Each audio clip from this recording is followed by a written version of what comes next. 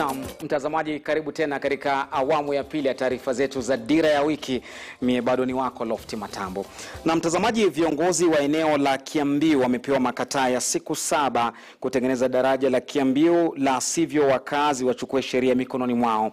Wakazi waliojawa na ghadhabu walikutana na chifu eneo hilo pamoja na viongozi wengine ili kuelezea masaibu yao. Daraja la Kiambiu liko katika mahali pabaya na linahitaji kurekebishwa, la sivyo kuhatarisha maisha yao.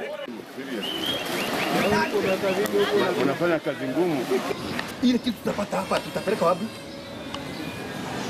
Sababu ile shida tuko hapa ni wamama wanashindaga hapa. Kuanzia saa 12 asubuhi.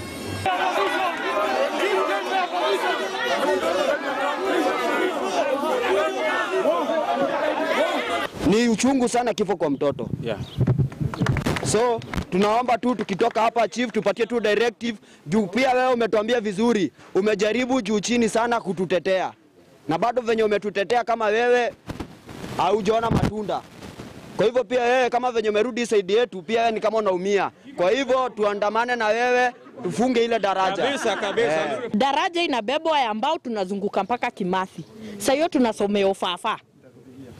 Tunaenda mpaka huko, ukienda ukilete tena ni shida. Tena mtoi wangu pia ende the same process. Hatuwezi kubali. Nyinyi wengi wenu wenye mmekaa hapo watu wa nyumba 10, nyinyi mababa zangu na wajua nyi wote. Hata nyinyi mama Kadhe. Wewe ulipitia hiyo daraja hivyo, Kadhe the same. Tena pia wajukuu, kwani tumelaaniwa? Chifu umetuita ukatuambia agenda ambazo uko nazo.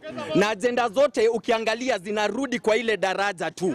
Huwezi ongelea masomo, huwezi ongelea elimu bila kugusia daraja. Huwezi ongelea kuendea ID na birth certificate bila kugusia hiyo daraja. Hiyo daraja kwani tunagoje iangushe watu ama iue watoto ndio tuchukue action?